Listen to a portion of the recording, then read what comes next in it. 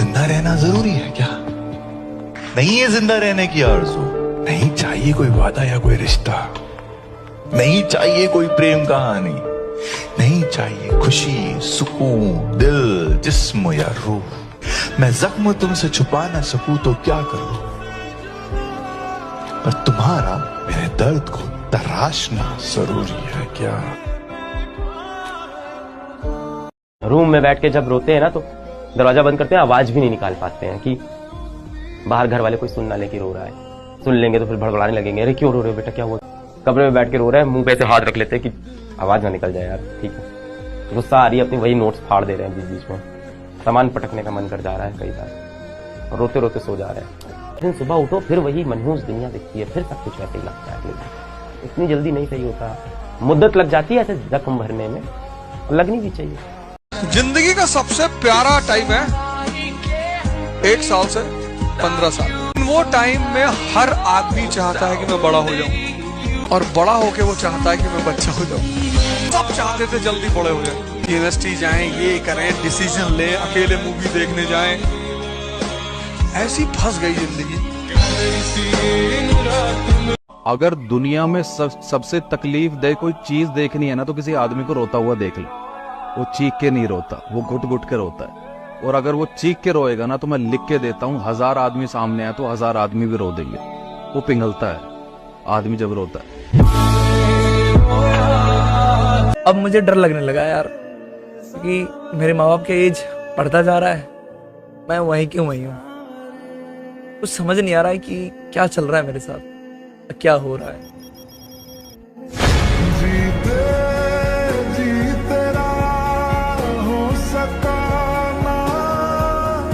अब वो मन नहीं करता फेस्टिवल बनाने का। आप देखो तो ढंग से तो आज भी त्योहार वही है, बाजार भी वही है, बस हम जो हुआ करते थे हम अब वो नहीं है।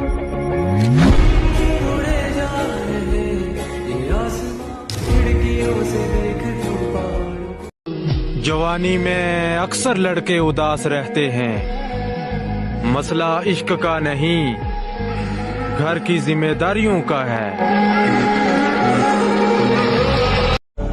साला क्या जिंदगी हो गई यार, दुनिया देखने की उम्र में साला दुनिया छोड़ने के सपने देखता हूँ। मर्द के दुख बड़े बेजुबान होते हैं, ना तो माँ को गले लगा कर रो सकता है और ना ही तो अपने बाप को गले लगा सकता है। जो खत्म हो रहा होगा लेकिन दोस्तों में घुल मिल जाएगा। वो अपनी किसी ख्वाहिश पे फातिहा पढ़ रोएगा भी तो सिर्फ खुद के साथ। वो कुर्बान होता ही रहता है, कभी बेटा बनकर तो कभी शौहर और कभी बाप या भाई। बहुत बहुत हंसता हुआ चेहरा, बहुत हंसता हुआ चेहरा जख्म गहरे छुपाता है। बहुत हंसता हुआ चेहरा जख्म गहरे छुपाता है। किसी का हो नहीं पाता वो जो सबसे निभाता है। कैसे बताए कि सर पर किस बात का बोझ है, कैसे बताए कि हम रात को सोते नहीं। आंख में आए आंसू आंख में ही रोक लेते हैं, क्योंकि जमाने से ये सुना है कि लड़के रोते नहीं। जिंदगी सबकी एक जैसी नहीं होती। अब मुझे देख लो, मैं हर चीज में बदकिस्मत हूँ। जो लड़का पहले नए नए कपड़ों के लिए रोता था, अब वह 2 जोड़ी कपड़ों में काम चला रहा है। जो लड़का पहले अच्छे अच्छे खाने के लिए रोता था, आज वह सुबह का खाना शाम को भी खा लेता है। जो लड़का अपनी बहन से लड़ता था, आज वह उनकी की तस्वीर देखकर मुस्कुरा लेता है। लड़का सब जो गुस्सा में खाना नहीं छोड़ता है, टेंशन में छोड़ देगा। अब बहुत टेंशन है उसको ना, तो अब वो छोड़ देगा। गुस्सा से उसको फर्क नहीं पड़ता है। आप हर बेटे का दुनिया की एक माँ से कहना है कि नसीबों से हार गया हूँ, वरना तेरा बेटा बहुत अच्छा था माँ। कोई दिल तोड़ गया तो कोई यकीन तोड़ गया, और लोग आज कहते हैं कि तू बहुत बदल गया। क्षमा बुझकर भी फिर भी जल सकती है, तूफान थमने पर कश्ती किनारे लग सकती है। अगर हो तुम्हारी माँ की दुआ तुम्हारे साथ, तो तुम्हारी तकदीर खुदा की कसम कभी भी बदल सकती है। लगता है कि मेरे सारे ख्वाब अधूरे रह जाएंगे।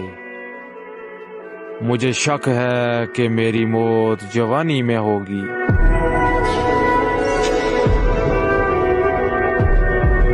कभी कभी सोने का मन करता है, पर फिर ये सोचता हूँ कि एक दिन माँ बाप के सपने पूरे करके फिर हमेशा के लिए सो जाऊंगा।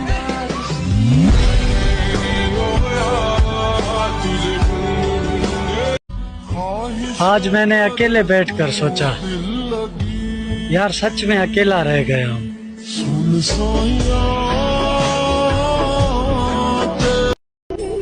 एक दिन खरीद लेगी कब्र की मट्टी मुझे। यार मेरा यकीन करो, अपनी उम्र से ज्यादा उदास हूँ मैं।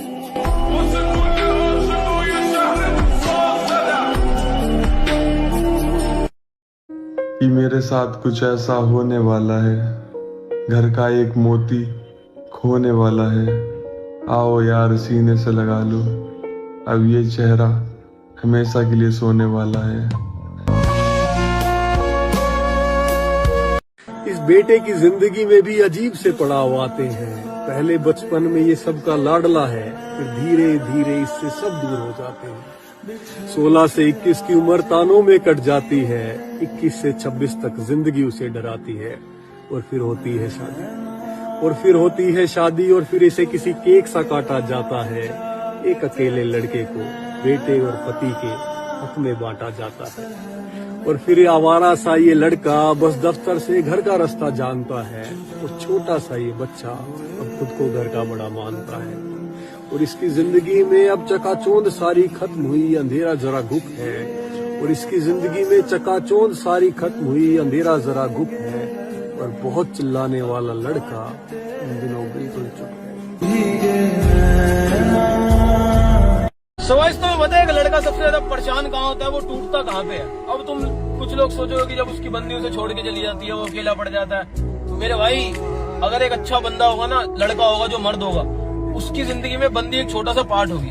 अब मैं तुम्हें बताता हूँ कि लड़का टूटता कहाँ पर है। जब वो फाइनेंशियली इतनी दिक्कत में होता है, उसको दिख रहा है कि उसकी फैमिली कितना परेशान है, लेकिन वो चाह के भी कुछ कर नहीं पा रहा। वो अंदर ही अंदर घुटता रहता है ये चीज सोच के कि यार कब मैं कुछ कर पाऊंगा अपने घर वालों के लिए। ठीक है, तो यहाँ पर सबसे ज्यादा लड़का टूटता है। और जिन लड़कों पे बीती हुई है ना, उनको पता होगा कि मैं क्या बोल रहा हूँ। क्योंकि यार लड़की तो छोटा सा पार्ट है बहुत जिंदगी का, लेकिन जब लड़के के घर वाले परेशान होते हैं ना, वो ये चीज देख नहीं सकता भाई। और जब चाह के वो कुछ ना कर पाए, ये चीज उसको हर दिन मारती है। बात कहना चाहता हूँ, और ये दिल से कह रहा हूँ मैं, एक बात क्या, जरा मैं टेम्पो बदलना चाहता हूँ। औरत को इज्जत रब ने तोहफे में दी है। औरत को इज्जत रब ने तोहफे में दी है, और मर्द को कमानी पड़ती है।